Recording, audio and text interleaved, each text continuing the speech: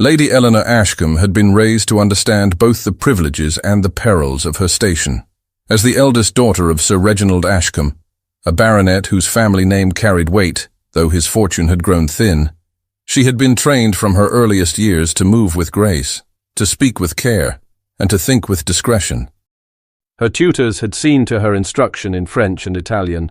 Her governess had instilled in her the refinements of music and watercolor painting, and her mother, before her untimely death, had impressed upon her the importance of composure in every circumstance. By the year 1837, Eleanor's position was precarious. The Ashcombe estate, though still respected, bore the visible signs of financial decline.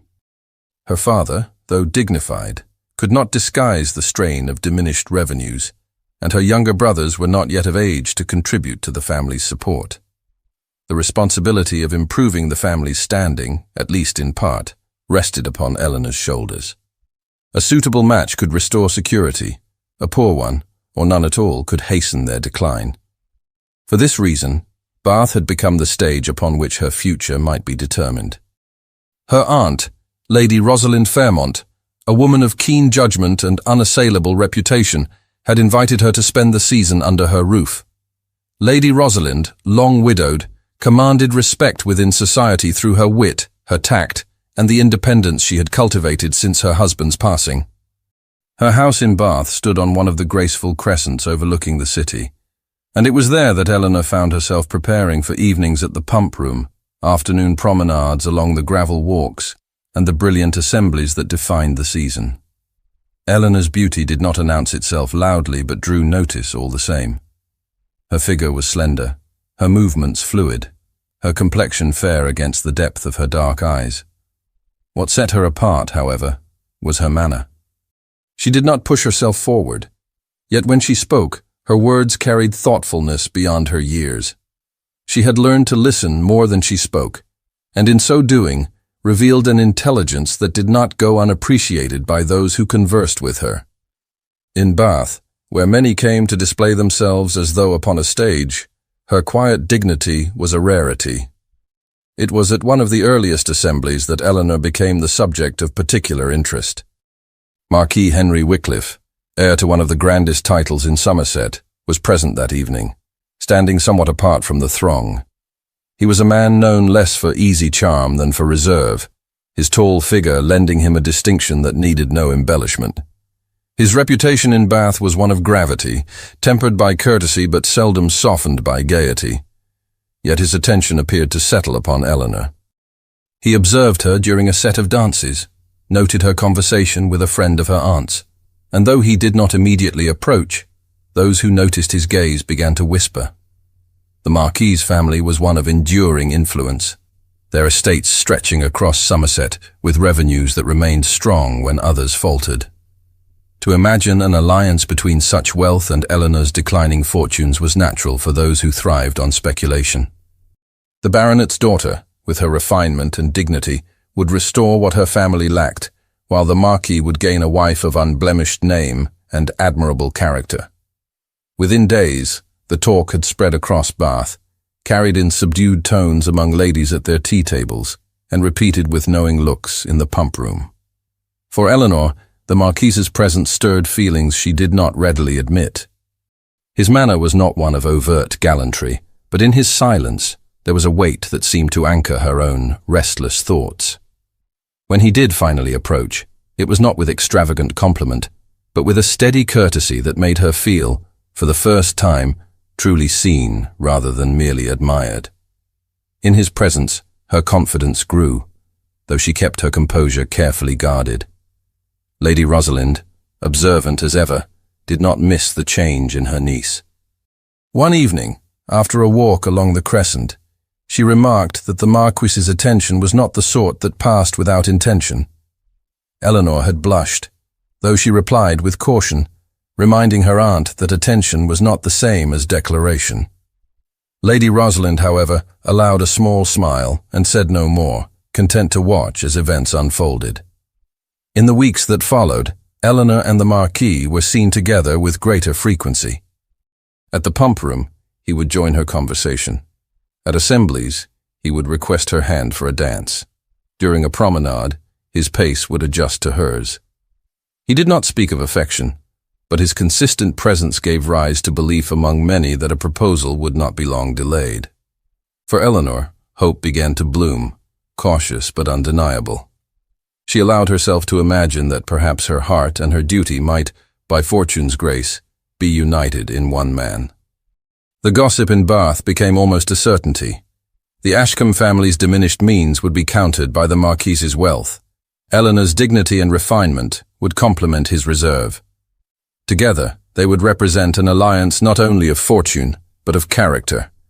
To many, the match seemed inevitable, though nothing had yet been spoken aloud. As the season pressed on, anticipation grew for the grand assembly at the Guildhall.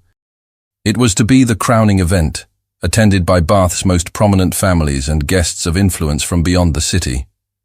Rumour swirled that the Marquis might choose that very evening to make his intentions known. Eleanor, though she kept her outward composure, could not prevent her heart from quickening at the thought. The gown she selected for the occasion was one of pale ivory silk, chosen with care, not for ostentation, but for quiet elegance. Lady Rosalind oversaw every detail of her niece's preparation, offering encouragement while maintaining a measured reserve. She knew too well the ways of society and the dangers of expectation. Yet even she, seasoned as she was, could not wholly conceal the light of possibility in her eyes. Eleanor, standing before the mirror as the final touches were arranged, allowed herself one silent breath of hope. Perhaps the evening would bring the fulfillment of her heart's quiet longing, the promise of a future secured not only by duty, but by love. But as the carriages prepared to depart for the Guildhall, beneath the glitter of lamps and the stir of anticipation, none could foresee how swiftly hope would be tested, nor how cruelly the night would alter the course of Eleanor's life. The Guildhall stood alight, every window blazing with candle flame, the tall arched doors open to admit Bath's most distinguished families. The great hall, with its high ceiling and polished floor, was filled with sound and movement. A string quartet played in the gallery above, their notes carrying across the crowd, weaving in and out of conversations and laughter. The scent of beeswax polish and perfume hung in the air, mingling with the rustle of silk gowns and the measured tread of polished boots. Lady Eleanor Ashcombe entered at her aunt's side, her ivory silk gown catching the glow of the chandeliers. Her aunt, Lady Rosalind, guided her forward with a practiced composure that steadied her steps, though Eleanor's heart beat faster with each passing moment. The crowd seemed to open as she crossed the threshold, and more than a few eyes turned toward her. She knew what they expected to see, the young lady whose name had been paired again and again in whispers with that of Marquis Henry Wycliffe. The Marquis was already present, standing near one of the tall columns at the edge of the hall. His dark coat, cut to perfection, emphasized his height and his bearing, his figure distinct even amid the throng. He acknowledged Eleanor with a small inclination of his head, his expression grave, as though weighed by thoughts not shared. Eleanor returned his greeting with equal restraint, though a warmth rose in her cheeks despite her efforts to remain composed. The music swelled, and couples moved gracefully into a country dance. Eleanor declined the first invitation offered her, waiting. When the Marquis at last approached, he requested her hand with a formality that concealed any inner sentiment.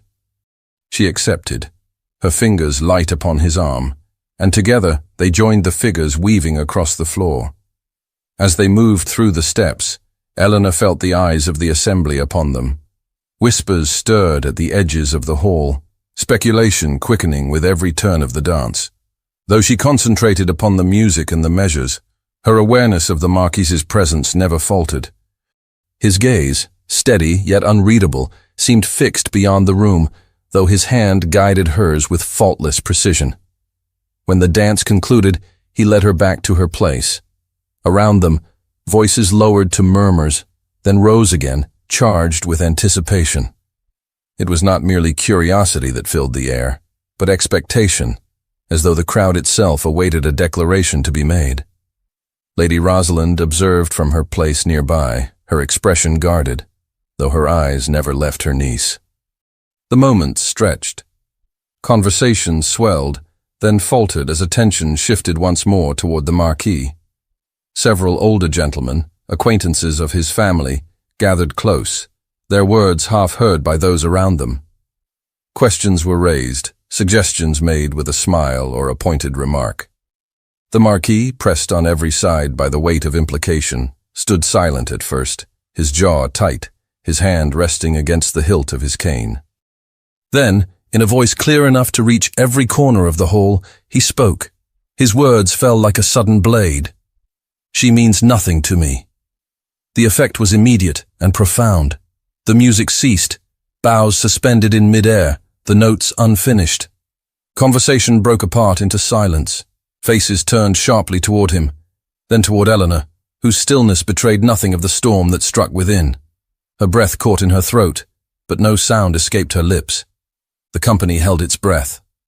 Some looked at her with pity, others with curiosity sharpened to cruelty. A few exchanged knowing glances as though their suspicions had at last been confirmed. Eleanor felt the weight of every eye, the heat rising to her face, but she lifted her chin and met their stares with a composure she scarcely believed herself capable of holding. Lady Rosalind stepped forward at once, her hand upon her niece's arm, steadying her without words. The Marquis, meanwhile, remained rigid, his expression unmoved, though a faint shadow crossed his features, visible only to those who studied him closely. Whether it was triumph, regret, or torment, none could say. The whispers began again, first in hushed tones, then in ripples that spread across the assembly. "She presumed too much," murmured one lady, her fan fluttering before her lips. "He was never serious," replied another. The gentlemen, less restrained, exchanged quiet remarks about fortunes, alliances, and the dangers of ambition. Eleanor's pride held her upright. She would not give them the spectacle of tears, nor the satisfaction of seeing her falter. Her hands, though trembling faintly, remained still at her sides. Her gaze fixed ahead, unflinching, even as her heart throbbed painfully beneath her calm exterior. Lady Rosalind guided her toward the edge of the hall, her presence a shield against the crowd's curiosity. The Marquis did not move to stop her, nor did he speak again.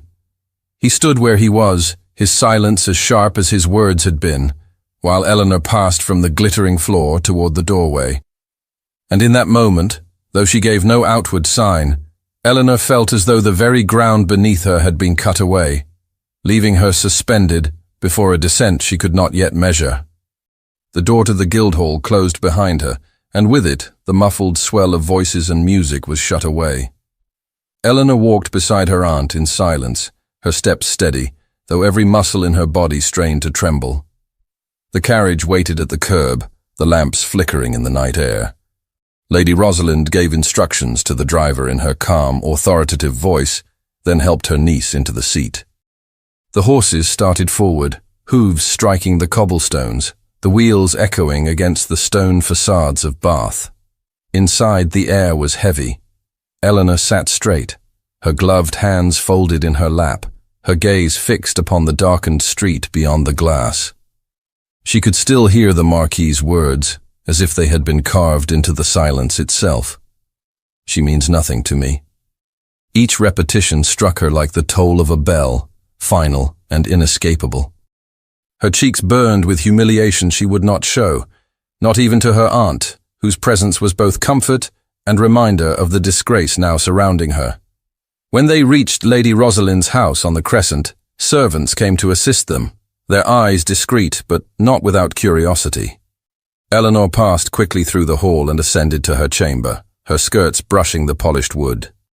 Once inside, she dismissed her maid with quiet firmness, desiring no witness to the weight that pressed upon her. Alone at last, she sank into the chair before her mirror, the candlelight revealing a pale reflection of the young woman who only hours before had dressed with hopeful anticipation. The ivory gown, once chosen with such care, now seemed a mockery. She untied the ribbons at her shoulders with unsteady hands, each loosened knot a reminder of the expectation that had been shattered. Her hair, still perfectly arranged, felt heavy, as though it belonged to someone else.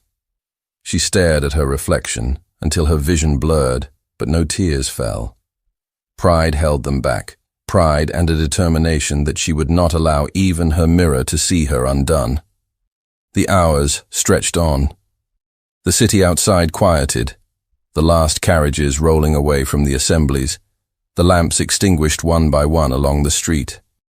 Eleanor remained seated, her hands clenched tightly together, her thoughts consumed by the memory of the hall. She had entered that room believing herself respected, perhaps even cherished. She had left it discarded, her dignity surviving only in the firmness of her bearing.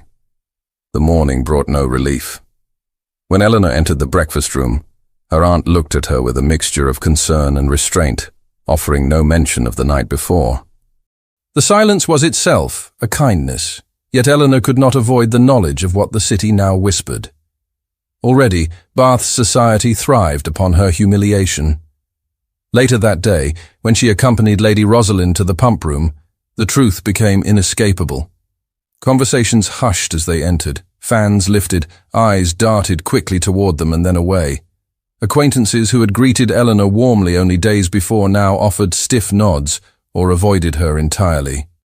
Some ladies, feigning interest in the water or the marble columns, glanced sideways at her with barely concealed curiosity. Every whisper seemed to carry her name. The story of the Guildhall had spread with the speed of wildfire, repeated from one gathering to the next. She had presumed upon the Marquis's attention, they said. She had believed herself destined for a title that was never hers to claim. The humiliation was hers alone, for he had made himself clear before all. Even those who had once courted her conversation now kept their distance. A young lady with whom she had shared afternoons of music excused herself quickly after a strained greeting. An older matron, once eager to consult her upon matters of taste, turned away to examine a vase of flowers rather than meet her eyes. Eleanor bore it all with composure, her back straight, her steps measured, her voice calm when spoken to. But within, her spirit recoiled. That evening, she remained in her chamber once more. She walked the length of the carpet, her gown whispering with each turn, her hands clasped tightly together. The whispers of society reached her even here, carried by the faintest hints from the servants and the unspoken tension in her aunt's household. Eleanor pressed her hand against her breast as though to steady the storm within. Was love merely an illusion she had created for herself? Had every look, every gesture from the Marquis been only a shadow, misinterpreted by her eager heart? She replayed their every meeting in her mind, his gaze fixed upon her during a dance, his quiet words upon a promenade, his constancy in seeking her company, and wondered if she had been deceived by what she wished to see. The cruelty of his denial left her no answer but shame. Her pride prevented her from speaking of it, even to Lady Rosalind. Words would give shape to the humiliation she wished only to bury. She chose silence, though the silence itself weighed upon her as heavily as the Marquis's words. Night fell once more, the city quieting beyond the window panes, and Eleanor sank into a chair by the hearth, her eyes fixed upon the fading embers. And while she sat alone, holding back the tears that threatened but never fell, the Marquis in his own chamber pressed his hands against his brow, consumed by a torment he dared not reveal. The garden lay in stillness, the morning mist drifting low over the clipped hedges and gravel paths. Eleanor stepped into the air with measured tread, her shawl drawn close around her shoulders.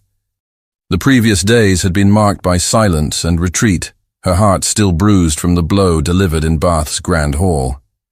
Yet her aunt had summoned her here with gentle insistence, refusing to allow her to wither within her chamber. Lady Rosalind waited near the rose arbors, her figure upright, her expression composed but touched with something Eleanor had come to recognize as resolve. When Eleanor approached, her aunt studied her with sharp eyes that softened only after a pause. Without ceremony, Lady Rosalind began to speak. Her voice was calm, but beneath its surface lay a current of steel. She reminded Eleanor that humiliation, however cruel, was not the measure of a woman's worth. The opinions of society shifted like the wind, but character, the quiet strength one carried within, was beyond the reach of gossip. Lady Rosalind recounted how women of their family had endured disgrace, bereavement, and betrayal, yet had risen with dignity intact. The lesson was clear. Eleanor must not allow a man's words, spoken in fear or arrogance, to define the course of her life. Eleanor listened, her eyes fixed upon the gravel at her feet, her breath slow and uneven. Her aunt's words pierced through the heaviness that had weighed upon her since the night of the assembly. For the first time, she considered that her shame need not be permanent, that she might carry herself beyond the confines of the gossip that now surrounded her. Lady Rosalind, seeing the flicker of recognition, pressed further. She urged her niece to abandon Bath for a time, to cease granting the city's tongues fresh material for speculation. Beyond its walls lay air untainted by whispers, hills unshadowed by scandal. There Eleanor might gather strength away from the eyes that sought to judge her. The suggestion at first struck Eleanor as an admission of defeat, a retreat from the field of battle. Yet as her aunt's voice wove through the quiet morning, she felt the notion shift within her mind. To leave Bath was not to surrender, but to preserve. Pride could not thrive beneath the constant gaze of those who delighted in her downfall. It required distance, a place where her wounds could begin to mend unseen. Slowly, she lifted her gaze to her aunt's, and in her eyes there was the first glimmer of acceptance. Plans were soon set in motion. Sir Reginald, though reluctant, acknowledged that Bath offered his daughter no comfort in her present state. Lady Rosalind, with her accustomed decisiveness, oversaw the arrangements, instructing servants to prepare for the journey to her country estate. Eleanor herself moved quietly through the halls, gathering her belongings with calm precision. She avoided the drawing rooms where she might encounter familiar faces, limiting herself to her chamber and the garden until the hour of departure. The day of leaving arrived. The carriage was drawn up before the house, trunks already secured, the horses restless in their harnesses. Eleanor descended the steps with her aunt beside her, her gown simple, her bonnet shading her face. The crescent was busy with passers-by, and she could feel their glances upon her even here. She held her head high, determined to grant them no satisfaction. As she stepped into the carriage, Eleanor allowed herself one final look at the city. The familiar streets, the polished windows of the pump room, the grand facades of the assembly rooms, all were touched now with the bitterness of memory. Yet beneath that bitterness lay the faintest stirrings of relief, for she knew she would not be compelled to endure them again, at least for a season. The coachman cracked his whip, and the carriage began its descent along the curved street. Eleanor sat back against the cushions, her hands resting in her lap, her gaze fixed ahead. She could not yet imagine what awaited her beyond Bath, nor how the course of her life might shift in the quiet hills of Somerset. She knew only that she was leaving behind the place where her pride had been wounded most deeply, uncertain whether her departure marked an escape or a surrender. The road into Somerset wound through gentle valleys and hills, scattered with sheep, the carriage wheels carrying Eleanor farther from the city that had become a prison of whispers. Hours passed in silence, Lady Rosalind resting with practiced composure beside her, while Eleanor gazed through the window at fields that glistened under the late summer sun. The countryside stretched endlessly, green and open, free of the heavy air of suspicion that clung to Bath. The rhythm of hooves and wheels steadied her thoughts, though the memory of her humiliation followed like a shadow she could not yet cast off. When at last the carriage drew near Lady Rosalind's estate, the gates opened upon a modest but dignified property. The house was of grey stone softened by ivy, its windows looking out upon lawns bordered by old trees. It was not grand like the manors Eleanor had visited during past seasons, but its simplicity carried a kind of peace that grandeur could not provide. As she stepped down from the carriage, she inhaled the quiet air, touched with the scent of late roses and damp earth. For the first time since the night at the Guildhall, her chest felt less heavy. The days that followed unfolded with a rhythm unlike the hurried pace of Bath. Mornings began with walks along the gravel paths, the mist clinging to the hedges before lifting to reveal hills stretching beyond. Eleanor wandered through the gardens, finding solace in the ordered beds of flowers and the soft murmur of water from a stone fountain. Indoors, she turned to music, her hands upon the pianoforte keys not for performance but for her own comfort. Books that had gathered dust on Lady Rosalind's shelves were opened once more, their pages a refuge. The quiet of the estate gave her space to breathe, though her thoughts, when left unguarded, still circled back to the Marquis and the words that had undone her. It was during one of her walks beyond the garden wall that Eleanor first encountered Lord Edmund Harrow. He came upon the path leading from the neighbouring estate, his stride unhurried, his figure tall, though without the commanding presence she had grown accustomed to in Bath. He carried a walking stick more for habit than necessity, and his manner, when he paused to greet Lady Rosalind and her niece, was marked by attentiveness rather than display. His voice was low, his words measured, his bow respectful. Introductions revealed him to be a man of moderate fortune, his lands lying not far from Lady Rosalind's. Unlike the Marquis, he did not speak with the weight of long-held influence, but with the steady assurance of one whose life was tied to the soil and the tenants who depended upon him. He did not linger long that first morning, only offering the courtesies due before resuming his walk. Yet Eleanor found herself considering the encounter afterward with a faint curiosity. In the days that followed, chance meetings became more frequent. On a morning when Eleanor and her aunt visited the churchyard, Lord Edmund was there, examining the restoration of an ancient stone. Another afternoon, as she read beneath the oak trees, he passed by on horseback, slowing to exchange polite remarks before continuing on his way. Each encounter was brief, but each left behind an impression that deepened gradually. What distinguished him was his manner of listening. When Eleanor spoke, whether of the gardens, of books, or of the landscape before them, he attended with a focus that suggested her words were of genuine value. He did not interrupt, nor seek to impress her with his own knowledge, but allowed her voice to shape the conversation. That small courtesy, so rare among the polished exchanges of Bath, struck Eleanor with unexpected force. The hours spent in his company were unremarkable to any observer, yet within them she felt the faint stirrings of renewal. A walk along the riverbank revealed his appreciation for poetry, and when he recited a line from Milton, his tone carried no pretension, only quiet admiration. Another day, a sudden summer rain forced them to take shelter beneath an arbor, and as droplets fell around them, Eleanor laughed softly at the absurdity of their damp attire. It was the first time she had laughed since leaving Bath, and the sound surprised even herself. Each small moment began to weave itself into the fabric of her days. Though she carried still the wound of rejection, she no longer felt wholly defined by it. In Edmund's presence, she sensed no judgment, no speculation, only recognition of her mind and spirit. Yet she guarded her heart carefully, wary of allowing hope to rise again too swiftly. The estate's peace deepened with the passing weeks. Lady Rosalind, observing the quiet transformation in her niece, offered no comment, only ensuring that Eleanor had every opportunity for rest and reflection. The rhythm of rural life, the turning of the fields, the calls of shepherds in the distance, all reminded her that existence could continue beyond the confines of scandal. Still, the past lingered. Each night, as Eleanor closed her eyes, she saw once more the Marquis standing before the assembly, his words slicing through the silence, the crowd's eyes upon her. Though Edmund's attentions began to steady her heart, she knew that her story with Henry Wycliffe had not ended in Bath.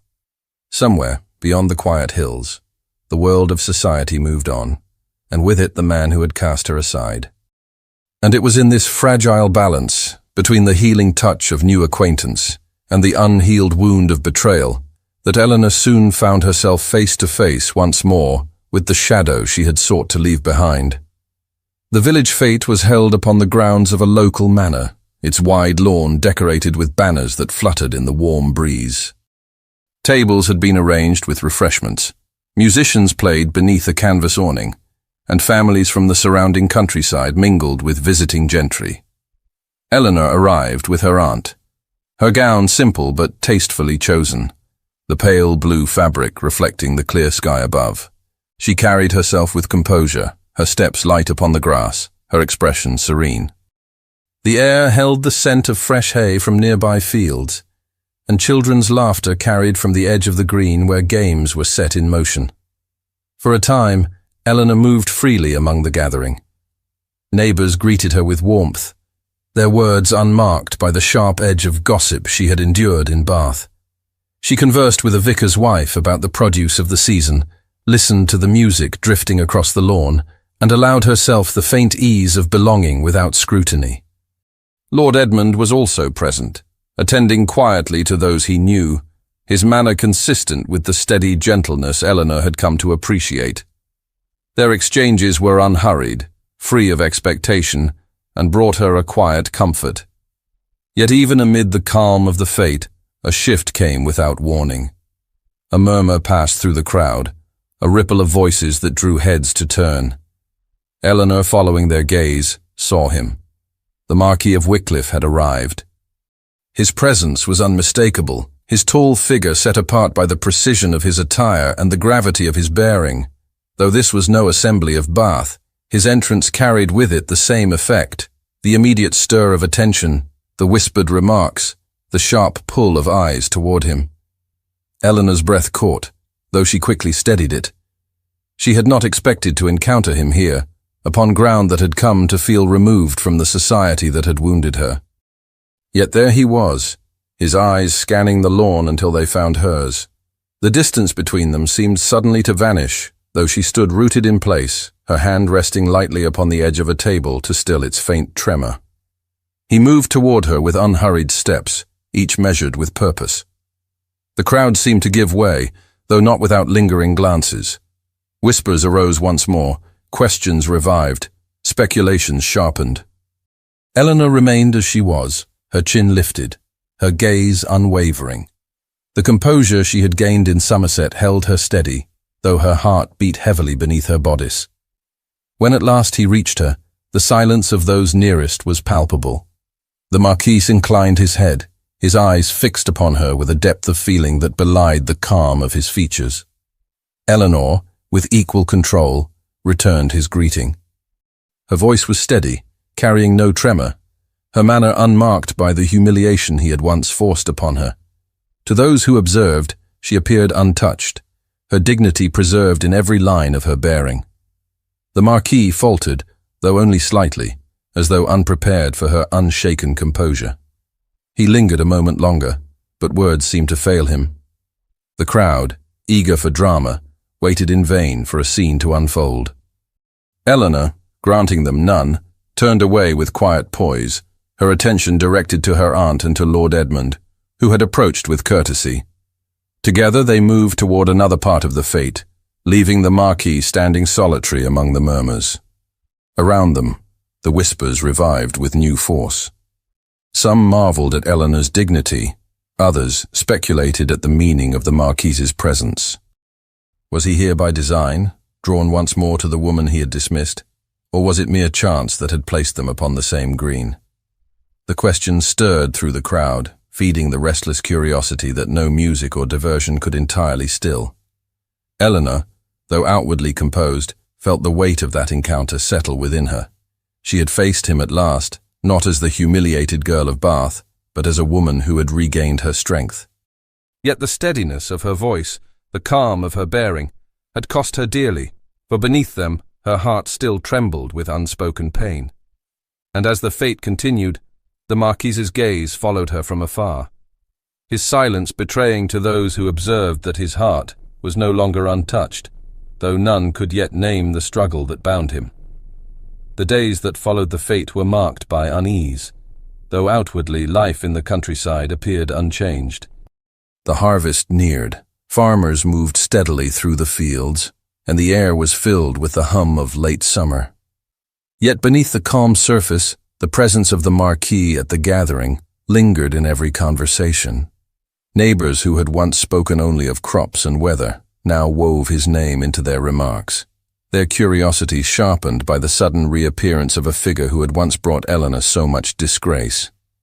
In drawing rooms and along garden walks, the talk persisted. Some wondered aloud if the Marquis intended to undo the cruelty of his earlier words. Others claimed he was bound for an advantageous marriage elsewhere, and his attendance at the fête had been no more than a passing courtesy. The uncertainty was more wounding than certainty could ever have been, for speculation held Eleanor once more at the mercy of society's restless tongues. Her composure had been admired on the day itself, but admiration quickly transformed into renewed scrutiny. For Eleanor, the return of whispers carried a familiar sting. She had begun to breathe more freely in the quiet of Somerset, only to find the weight of gossip pressing upon her again. Though she walked the gardens with calm dignity, the knowledge that her name was once more entwined with the Marquis's unsettled her peace. Even Lord Edmund's steady presence could not wholly shield her. He accompanied her on walks, listened with patience when she spoke of books or music, and treated her with the unbroken courtesy that marked his character. Yet even he could not silence the voices of neighbours who speculated upon matters no one but Eleanor and the Marquis could truly know. The Marquis himself was not absent from this turmoil. In his family's house, he faced pressures greater than mere rumour. His relatives, intent upon strengthening their influence, pressed him with growing urgency toward an engagement with an heiress whose wealth and connections promised advantage. Letters were written, discussions conducted, all with the assumption that Henry Wycliffe would soon consent. To resist was to invite censure, to weaken his family's position, to betray the expectations that had shaped his life since youth. Yet to consent was to bind himself to a future from which his heart recoiled. The conflict grew daily within him.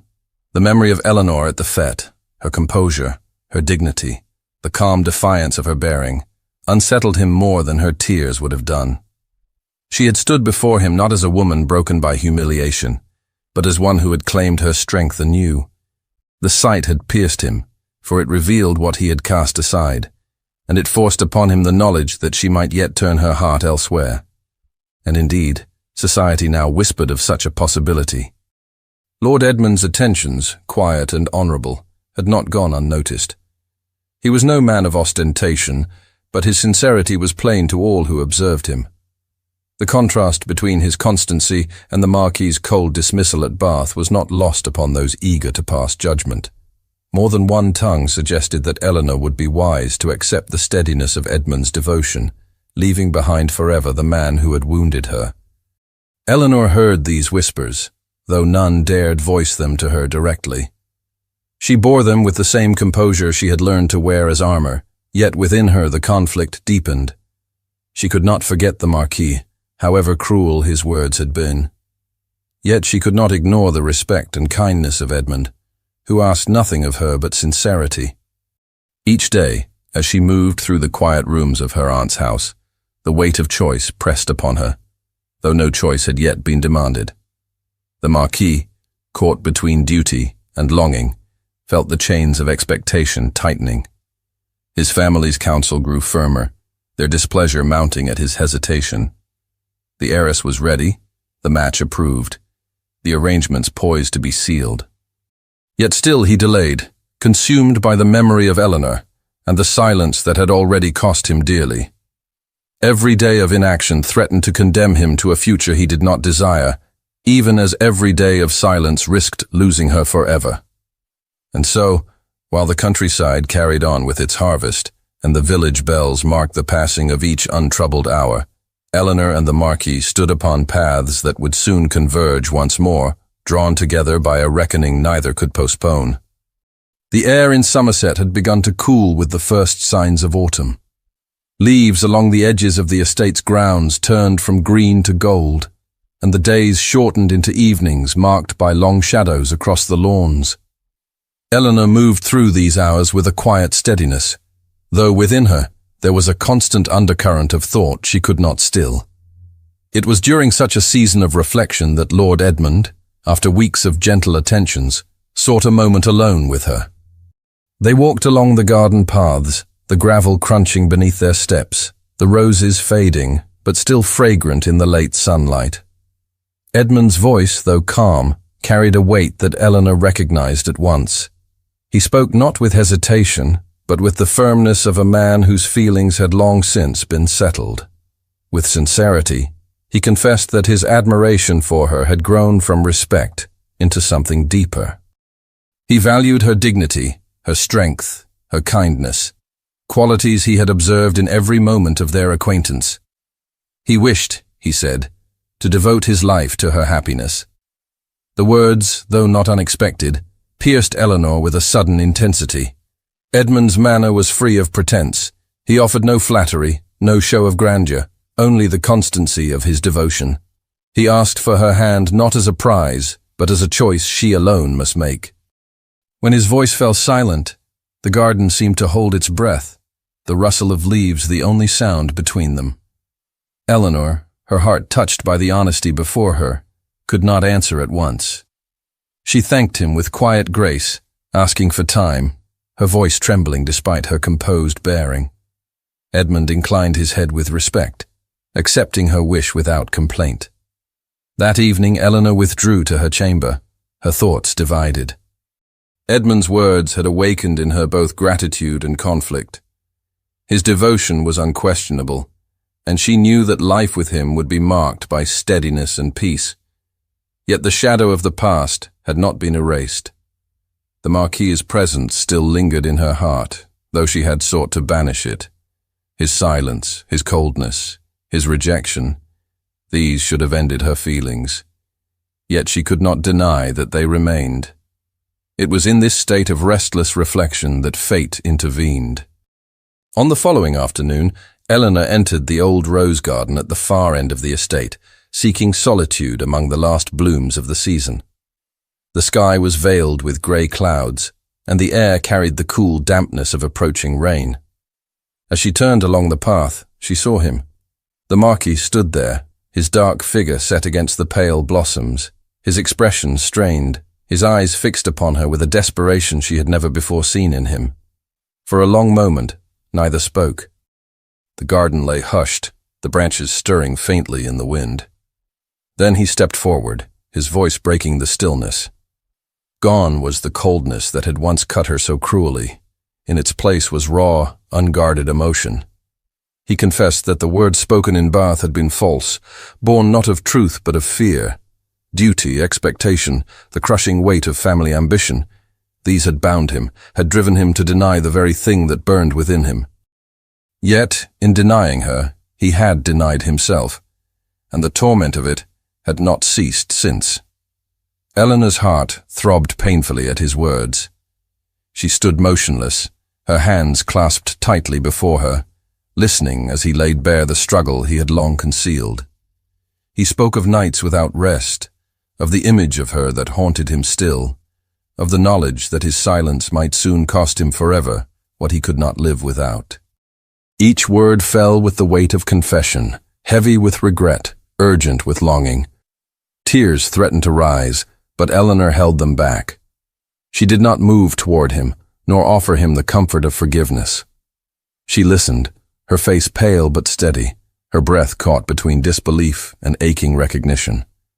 The Marquis, once the picture of reserve, now stood before her undone, pleading not with arrogance, but with humility. And in that moment, Eleanor felt the full measure of her conflict. Edmund's devotion, constant and true, waited quietly for her answer.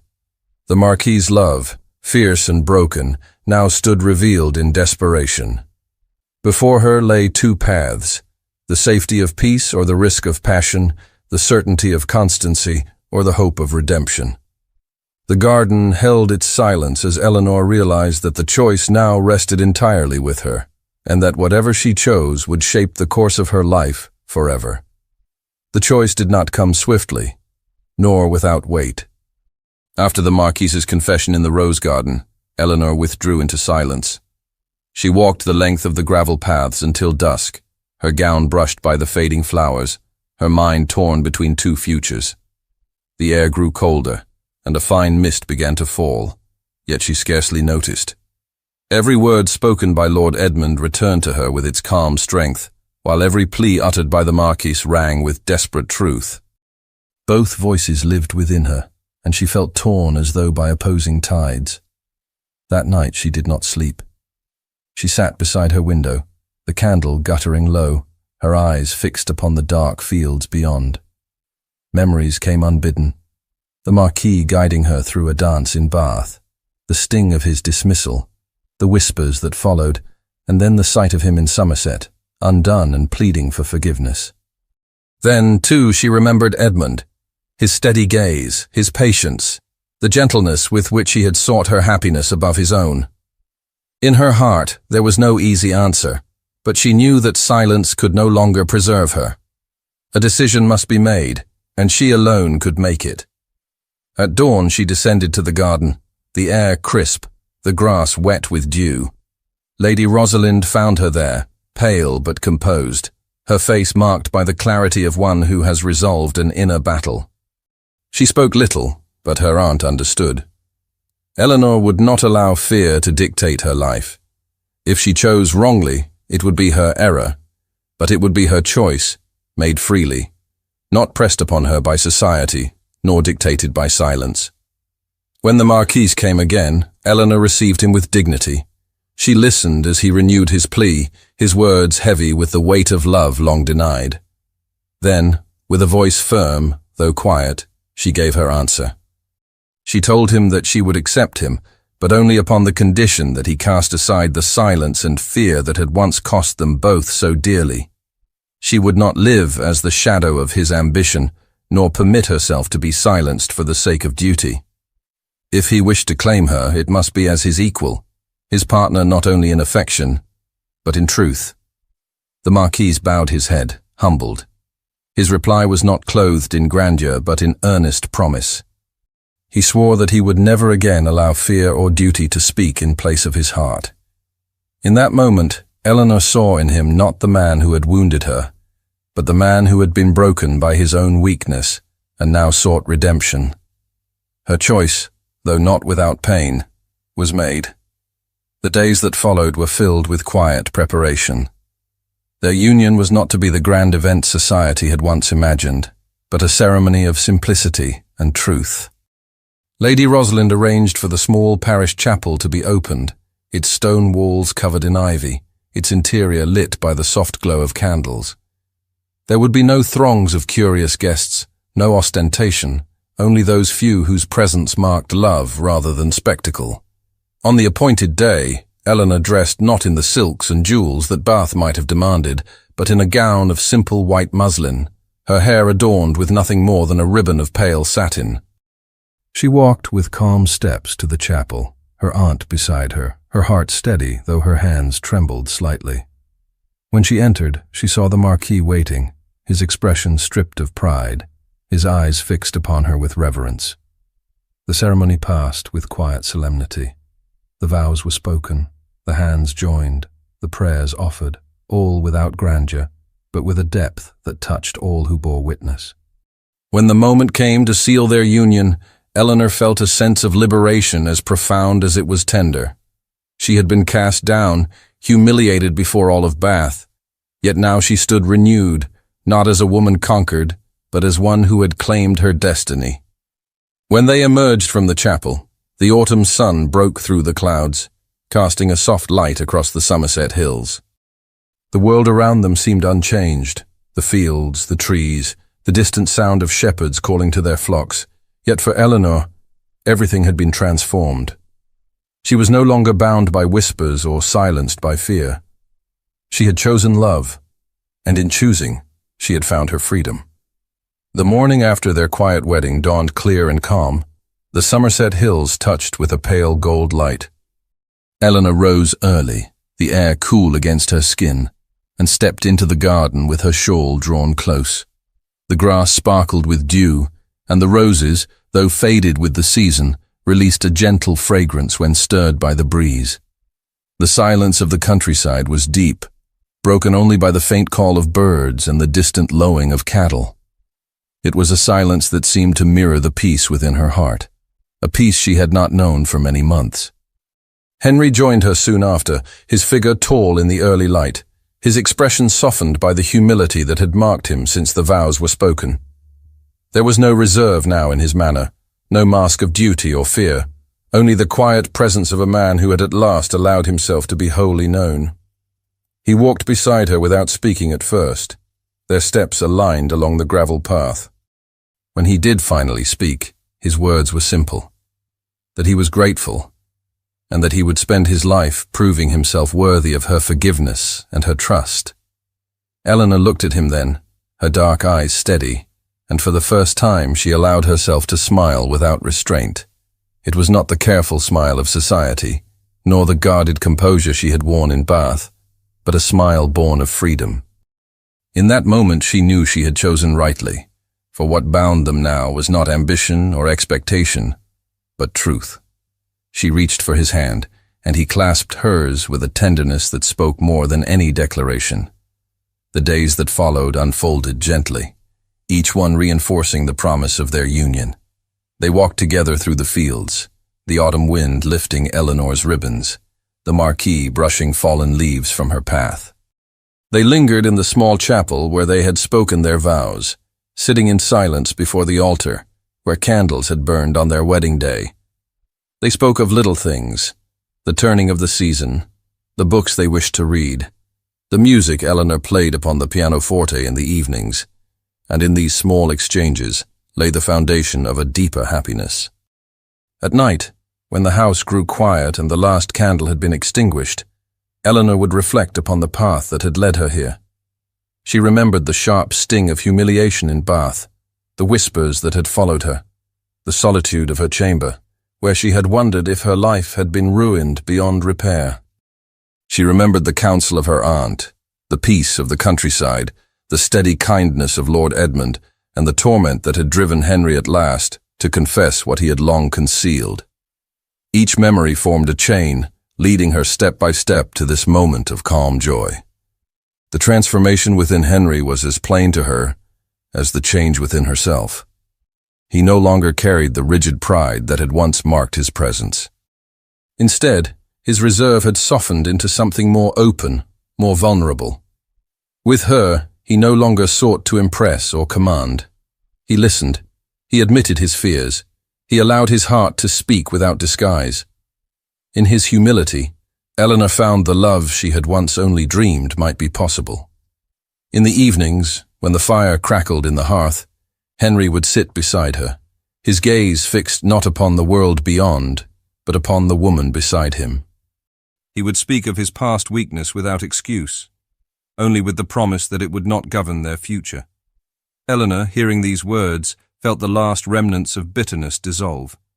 She had been wounded, yes, but the wound had healed into strength, and that strength was now shared between them. Their marriage, though simple, was rich in meaning. It was not the union Bath society had anticipated, not a spectacle of fortune and ambition, but a bond forged in the crucible of trial and forgiveness. Those who had once whispered of scandal could no longer touch her.